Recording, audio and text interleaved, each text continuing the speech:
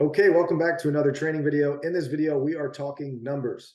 And I know that's probably not what you want to hear. A lot of people do not like numbers. They get scared when they hear the word numbers because they were scarred and have some PTSD from math class or something like that. But as a business owner, you need to know your numbers. Okay, you need to know your numbers. They're super, super important. It makes things much more predictable. And a predictable business is a fun business to run. You don't want to just be hoping that your business is going to grow.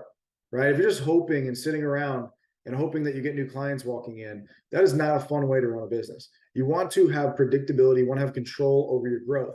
So if you know your numbers, that's what gives you control, because you can look at the things that are working, you can look at the data and you can say, this is working, this is not working. Let's do more of what's working and let's do less of what's not working, right? So numbers allows you to do that. Now, today, we're going to talk specifically about one KPI that I've come up with. I will give you a formula for it today. And if you just track this one metric, it's really going to help you grow your business.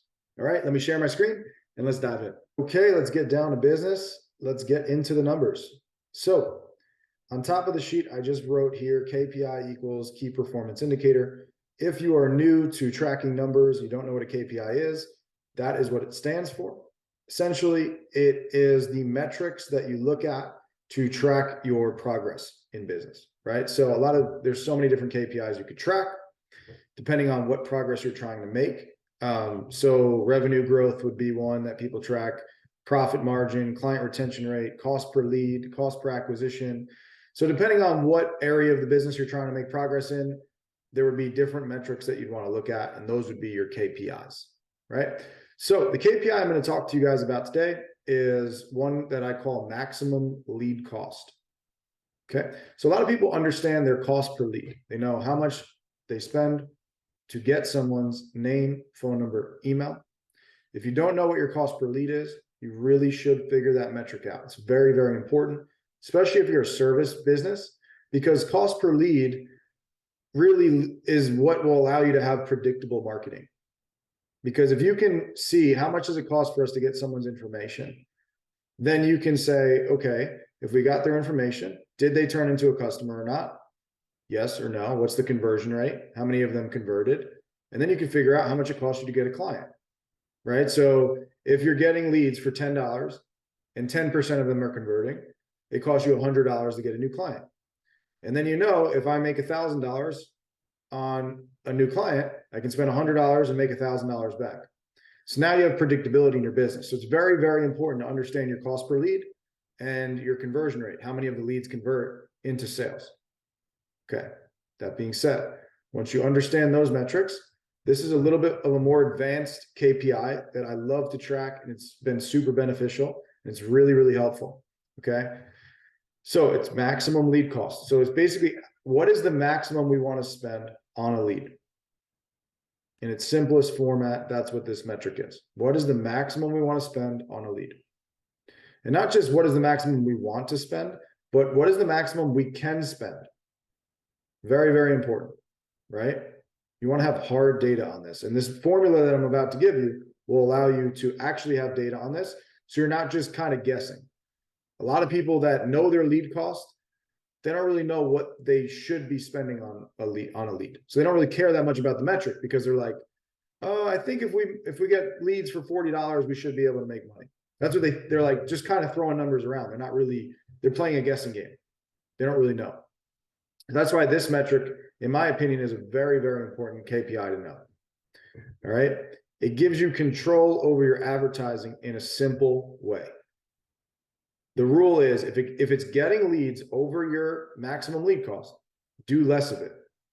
If it's getting you leads that are under your MLC, your maximum lead cost, do more of it. And that would be your advertising rule, right? If leads are coming in less than the MLC, less than our maximum lead cost, that means we're making money from this advertising. Let's do way more of it, and vice versa. Okay, that's why this metric is very important. Now, that being said, let's get into the formula. Okay, so here is the formula, and if you don't like math, this is where you get a little confused, but I'm going to try and break it down in a very simple way, because it's important for you. So first thing is 30-day cash collected.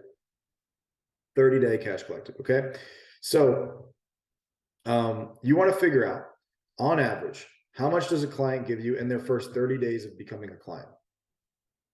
In my opinion, this is a very important metric, especially for bootstrapped businesses. So if you're a business that doesn't have outside funding, you don't have investors, and you really can't wait for the lifetime value of a client, right? Like a lot of people talk about lifetime value, like the client's going to pay me over the next 5 years, they're going to pay me $5,000, right? A lot of small businesses, local businesses can't wait to 5 years because they don't have enough cash in hand, right? They're not funded, they don't have investors.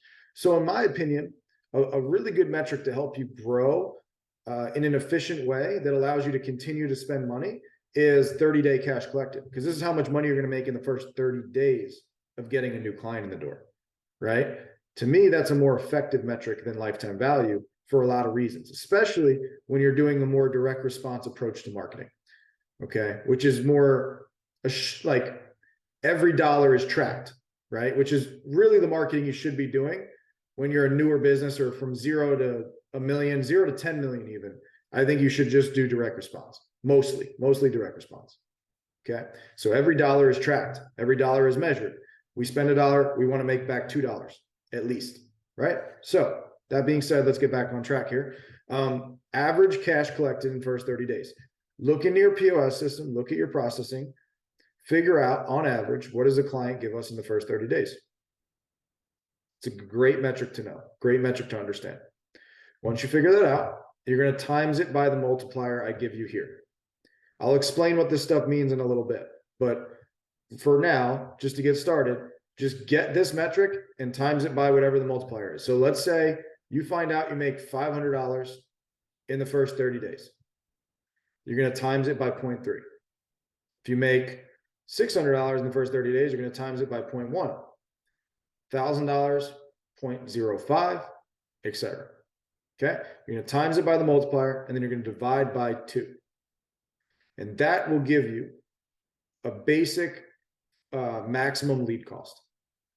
Okay, that'll give you a pretty good idea of what your maximum lead cost should be. Just with the multipliers I provide for you here.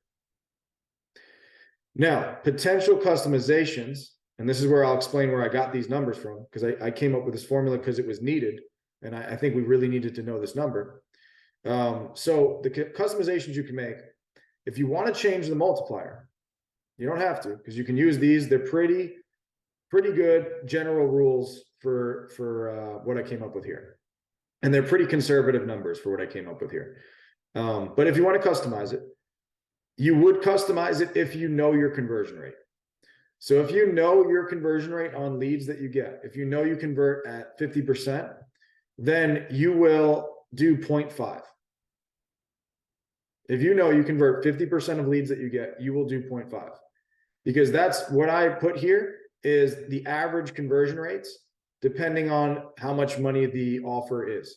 And typically, as a general rule, the conversion rate will go lower as the price of the offer goes higher.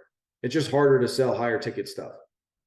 Okay, a lot of the times, it's a general rule. Okay, so that's pretty much how I did the multiplier here.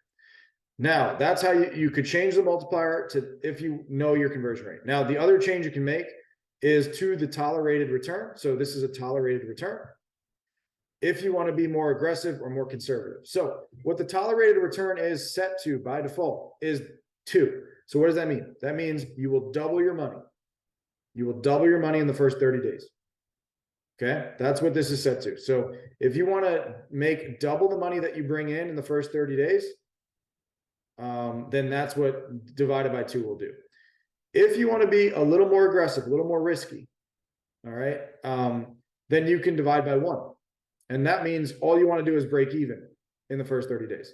You don't care about making money in the first 30 days. Let's say you care a lot about lifetime value and you know that you're going to make money over the years and you have some cash in the bank and you're fine with just breaking even up front. Then you might want to do divided by 1. Honestly, that might be more of my approach, would be a little more aggressive, a little more risky with my advertising. I would do divided by 1. So you can do the multiplier for the conversion rate, divide by 1 instead of divide by 2. And whatever this formula gives you will be your max lead cost. And you can base all your advertising on this max lead cost. Okay, because leads are what you should be prioritizing your advertising around if you are a service-based business. That is how you'll have a good direct response marketing strategy in your business. All right, awesome, guys. Hopefully this was a valuable video for you. If you want me to continue making valuable videos like this for you, please subscribe, please like the video, please share it with people that you think could benefit from it. And I really appreciate you. Thank you so much, and I'll see you in another training.